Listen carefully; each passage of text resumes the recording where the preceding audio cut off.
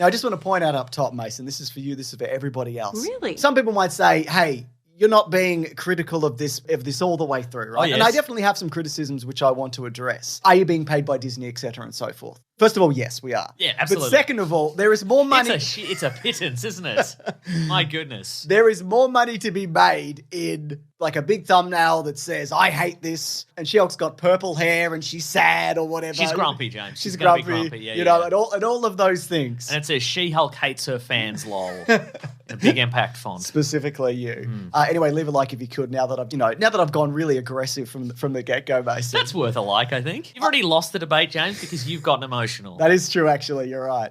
But as I mentioned, like I did like this as a whole, but I definitely do have complaints. One of which being like the villains of this story. I don't think it fully came together. But what did you think of this She-Hulk series, Mason? I had a ton of fun with this. And I've said in the past, we've gotten, a decade plus of Marvel stuff. And Marvel at this point is an industry unto itself. And something I've always said is, we've got the superhero universe, and it's been nonstop action, and why not go out into different genres? And, we've had tiny, tiny little tastes of that, with, say, Captain America and the Winter Soldier was more of a, an espionage movie. Perhaps. There's not a single punch thrown in that movie. That's exactly right. Yeah. Just looking through keyholes and writing a message in lemon juice so it turns invisible, That's all that movie is, and I loved it. Remember that time he fell out of the elevator and landed on his shield? I can't remember how he got there. I just remember him falling out of the elevator somehow. Oh, he'd learned to do, messaging with semaphore flags, and he was on a roof, and he fell off the roof. Oh, no. Did you ever have one of those books of spycraft when you were a kid? No, basically. Oh, I had one. Nobody knows what you're saying. No, I know things, and other people know things. But what I'm saying is, I felt it's long overdue that we just get stuff just in other genres. And we got with Werewolf by Night. That was an action special presentation, but it was also, a fun, campy horror situation. And this is a sitcom. And it's been tried, of course. Various organizations have attempted this. DC attempted it with Powerless. Do you remember Powerless? Alan Tudyk, Vanessa Hudgens, I think, were in that. Yeah. And nobody watched it. Didn't they change that dramatically, though? Don't know. I think it might have. Okay, great. On top of that, I think also if you've read any She-Hulk, this is a pretty direct translation to what they've been doing in the comics for decades now. Absolutely. And She-Hulk, like a lot of superheroes, the tone has changed. Sometimes you'll get an era where it's campy and fun, and sometimes you'll get an era where it's grim and gritty. Sometimes you'll get an era where she is more like Bruce Banner, Incredible Hulk, where she's filled with rage and she's stomping about. But I would, if I were to characterize Jennifer Walters in the comic books, it would be kind of fun and happy-go-lucky and fourth wall breaking and defying the conventions of the genre a little bit. And I think that's exactly what we got with this show. Especially in the last episode. I didn't watch it. Oh. Just kidding, I did. I watched it. Now you have to get in quick as well with these shows. Mate, it was instantly spoiled. I'm glad I watched it straight away. Now, one thing that was criticised for this show from the trailers, which I think is justified certainly in points, is some of the CGI on She-Hulk. Now, you made an interesting point that there's some episodes in the middle where it looks pretty ropey. Like the walk cycle feels wrong. Like it's just none of it feels real. But then in the back end, gets better. It gets better. Look, again. I wonder, and again, an issue that has been talked about to death in the last few months is visual effects companies are being worked to the bone to make so much CG for so many Marvel and superhero projects. And it wouldn't shock me if the reasoning for a lot of this is because one option is the visual effects companies have literally had more time to work on the later episodes, and they've literally been working on them up until the point they've been coming out. I think that's true, yeah. Or they could have looked at some of these episodes and thought, okay, well, Daredevil's going to appear in this episode. Most people are going to watch this. Maybe a lot of people are going to jump on in this episode. Yeah. So we'll really work on that. And people are going to be watching the finale. So we've got to really work hard on that, for example. Also, I think some of it is deliberate. Like, for example, I think her clothes are supposed to be bad for some of the earlier episodes until she goes to the superhero tailor. And because there is a lot of she's been in these clothes for a lot of episodes now. It's the same kind of hair up in a bun, same kind of ill-fitting suits kind of going on. But yeah, you're right. It does evolve. I also feel the same with the character design. Like we have talked about how it does seem a bit glossy. In some instances, that does seem like it's supposed to be, in a lot of cases, it does seem like that's just because they didn't have enough time to work on textures, whereas the Incredible Hulk, the Bruce Banner look is way more textured. And she doesn't have stubble and crackly lines, and I think all of that adds realism to And you're absolutely right. They've had more time to work on the Hulk model, and I think some of that is crunch, and I think some of that is also because She-Hulk is meant to be sort of an idealized version of Jennifer Walters, rather than being turned into a big green rage monster. She is turned into a being that is supposed to be, or that perhaps she believes is going to be more idealized in society, which is why she goes from like unmanageable curly hair to like the beautiful long hair, right? And she goes to like flawless features, and is that what the world really wants? Well, she's going to learn. Well, great point, Mason. I also think it's a bit rough where at the end, when they meet the Kevin Feige machine and it's got the little hat, it's got the little Kevin Feige hat, Mason. Something I noticed and you didn't. And it's called Kevin like Kevin Feige, which is a thing that I noticed, but you didn't. That is true, actually. It's a bit rough where they're like, well, you got to change out of your She-Hulk form because we're running out of CGI budget or whatever. Funny, but also true. But it's also like, hey, man, like, there's been so much said about working CGI artists to the bone and then not getting the credit that they deserve, and all these production houses like shutting down because they're barely getting by on any of this. And then there's like a throwaway joke of just like, it's too expensive. Let's just not do this. Yeah, it's a little rough. That being said, Tatiana Maslany, amazing. So even when there were moments when, maybe this doesn't look so real, it didn't bother me because I'm like, I like her and I like her performance, and I think it mostly translates throughout the entire thing. So if people haven't seen Orphan Black, the TV series she was on a few years ago, in which she plays multiple clones, many of which are like interacting in the same scene at the same time a lot of the time. Yeah. Oh, check it out. Absolutely. What if I was like, give it a miss? Nah, not good. You haven't seen Orphan Black. I don't think it's worth it, actually. Yeah, I don't know why I brought it up, quite frankly. Also, I really liked this interpretation of Daredevil because this is, I don't know if you've heard of this term, Mason.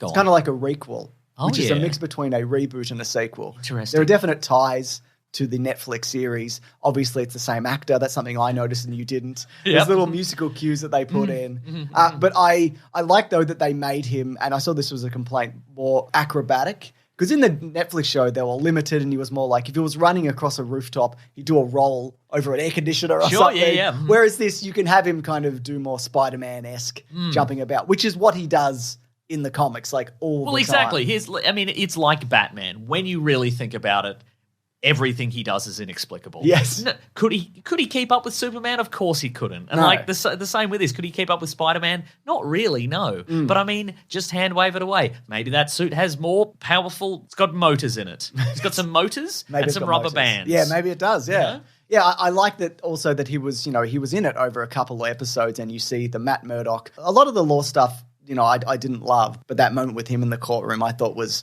terrific. Like that interaction between those two, and then they become friends, and then they get together and all that. And as we mentioned before, that's very in line with the character of Daredevil because he's an absolute root rat. That's that bloke. right. He cannot help himself, mate. He's got a problem. So I enjoyed that. And then he's like, oh, help me, Jesus. I've got a problem. I can't hear him. Oh, my faith is gone. Better be a root rat again. Now, the new costume as well, I quite enjoyed, the yellow with the red. But we were also saying before the show, when you see that in daylight, not as great, is it? I reckon maybe give the colours a little tweak if you're going to show it in daylight. I don't know. But his inclusion, all in all, terrific. And I am really looking forward to the Charlie Cox series, the new series they're doing. But I'm also worried that it's going to be 16 episodes, which is so many. And I felt like with the Daredevil series, like when they do 10 or 12 or whatever it was, you get on the back end and you're like, it's just like, this is long. Maybe it's going to be 16 webisodes. Oh, okay. That's fine. And they're being sponsored by Hostess Fruit Pies. They're bringing them back. Oh, that's fine then. I can't defeat the Kingpin unless I enjoy this delicious fruit filling. So the villains in this, so we'll obviously get a bit of a... Give me a minute, I'm going to need to think of them. So, they're that Reddit 4chan angry social media intelligentsia, group or whatever, which I know a lot of people took as like a personal attack of like, this is a direct attack on me. I know you did, I didn't. By some people, I meant me specifically. Yeah, I just think the way they dealt with it at the end, whereas they released a sex tape, and that's revenge porn in a Marvel show. And then at the end, they're just like, he went to court, and the guy who was in the tape who tricked her and took her blood, he's not in it anymore. Yeah, what happened to that? There should have been a sort of a Kevin Smith style, like post-credits where she just goes to all those guys' houses and beats them up. Absolutely. That would have been fun. But, she's working within the letter of the law. But, yeah, that stuff's crook, in my opinion. Yeah, I completely agree.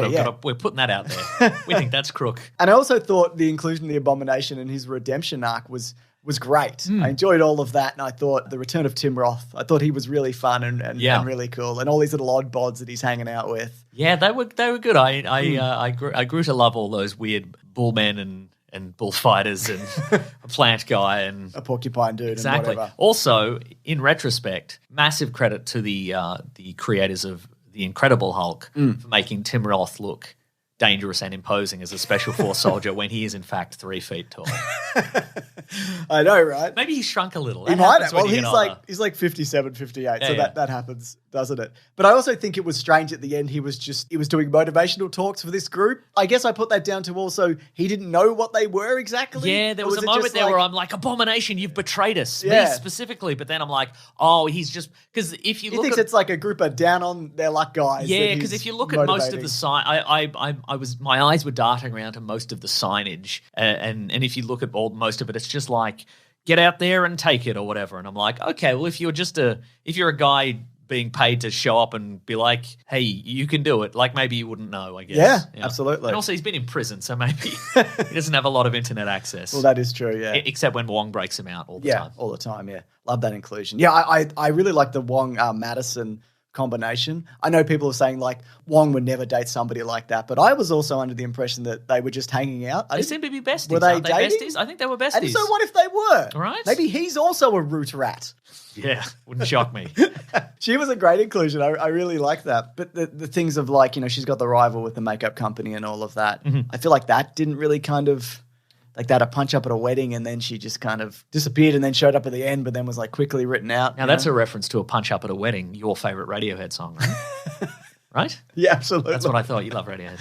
But that ending though, I really didn't expect, and I may have even said something to this effect, I didn't expect like a literal like fourth wall break. Yeah, right. Like we got here. I was hanging out for stuff because for people who haven't read any of the comics, especially like the John Byrne run, she was famous for like tearing her way through pages. If she couldn't find a way to, the villain's lair or whatever, she would just tear through like letters pages and fake back issue selling, business ads and all this sort of stuff. And it was, a real treat to see that in the modern context. And how many times has, say, like Spider-Man or another knocked on the door of real Stan Lee, and they're like, Stan Lee, I'm the real Spider-Man, and Stan Lee's like, Spider-Man's real. Oh no, let's go for a swing through the city or whatever. Yeah, for sure. Like it felt very much like that. Also, do you think Kevin Feige was like, I'm not an actor, I can't do this. Make a robot, make a robot of me, make a robot. Yeah, maybe, but also I reckon if we got a real Kevin Feige, that would maybe be too self-indulgent. And like you said with Stan Lee, I think maybe he doesn't want to put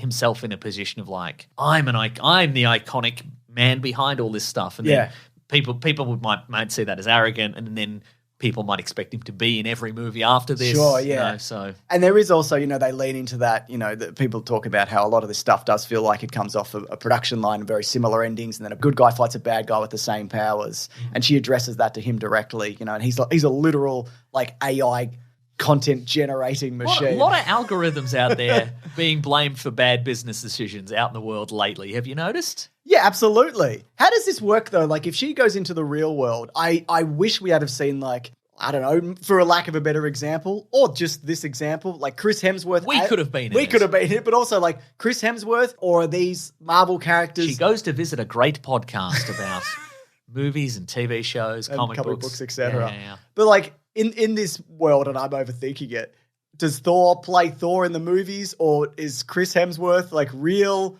I think Chris Hemsworth is real, yeah. Okay. Yeah. Also, I think, as I think perhaps Kevin suggested, this was her one and only shot at this. I think there might be some more fourth wall breaking in later seasons, or if she's in one of the movies in future, but I don't think she's ever going to do this again. I think this was... not to this extent. No, because he was like, it's closed. This is all closed up. Stop asking about it. Yeah, don't do it, whatever. I think this was just a nod to the comics, and Did you notice there was a nod to the comics when she's like, what about the X-Men? Did you notice that? I love that a lot. I think that was great. Yeah. I think... You noticed it too, because often you don't notice things, and I notice things. Well, I noticed it, and there's no way to prove that I didn't notice it, or if I was just repeating what you said. Sure, I noticed it. But I like the fact that she was like setting herself up as like buddies with the fans. Like, look, I asked, all right? What do you, come on. Do you think all fans appreciate that? I think all fans appreciated Absolutely, that. Do you think all fans appreciated the...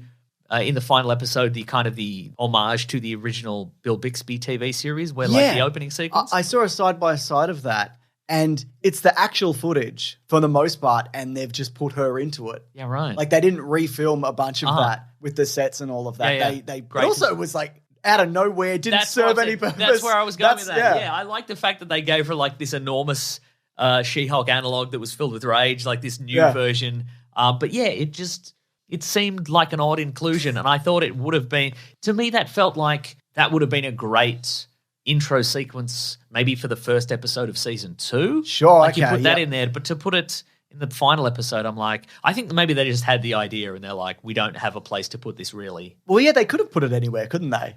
Really? I don't know. Also, I mean, they couldn't have put it before the last episode because she's wearing the dress that she was wearing. Okay, sure. That's a great point. But also, often in shows, you'll see like in the intro, things that will happen later in the show, Yeah. So also, I didn't expect Bruce Banner to return at the end for a little barbecue when they're all having a little barbecue. Yes. And he brings his horrible little freak son, Scar. So this is... With a horrible little freak haircut, which is explainable when you realise that Stan Lee is the one doing the haircuts on the planet. That makes a lot of sense. I wonder who that was, or if it was anybody. Oh, the actor, it is someone. Oh, is it? It's a guy. I think he's been in the TV show Stargirl. Okay. He's playing a different character there. What do you think about that? I love it. Well, Collings, who edits this, if you could just put his name on the screen, and now we'll all know. We'll all know. Yeah. But we already knew. We noticed, didn't we? Yeah, and I'm watching this video too, so I know what's happening. Also, I liked a bunch of the fun little characters that show up, just kind of throwaway things. There's like the frog guy or whatever. Mm-hmm. There's Mr. Kill himself. That's their official names. Yeah. The frog guy or whatever, Mr. Kill himself. I loved the Mr. Kill himself side plot. That's what they call us.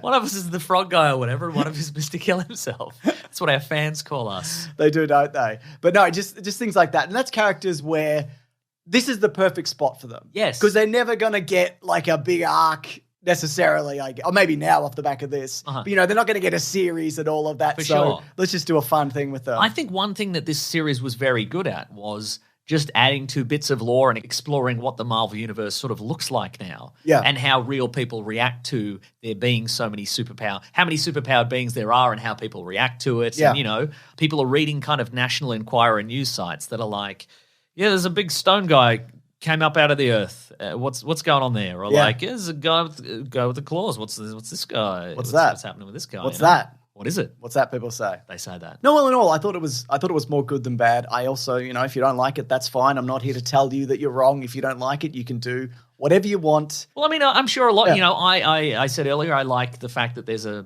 Marvel sitcom now. Yeah. I'm sure there are people who are like, no, I watch Marvel because there's cool special effects and, big, huge action sequences, and I don't care for sitcoms. Yeah. So, and I think also for some people, this will sit in an uncomfortable middle ground of, well, the action wasn't as good as a big-time Marvel movie, but it also wasn't wall-to-wall gags like, an episode of Parks and Rec or something like that. So people will be like... Yeah, it's more your Ally McBeal than it was a Parks little and Rec. Very Ally McBeal. Yeah, or Single Female Lawyer. That's a Futurama reference. For you, good. Mason, a show you don't know. I know things. Yeah. But, but I mean... not everything can be all things to all people. No. And I'm like, this was fun and everybody was likable and charming. I liked all the supporting cast and pretty fun. Good fun. If you want something that's for everybody, just watch the movie Avatar from 2009. You know what I mean? Nice. Everybody was sucked into the world of Pandora and will soon be again. That's right. I wish I was back in the world of Pandora, and I can be.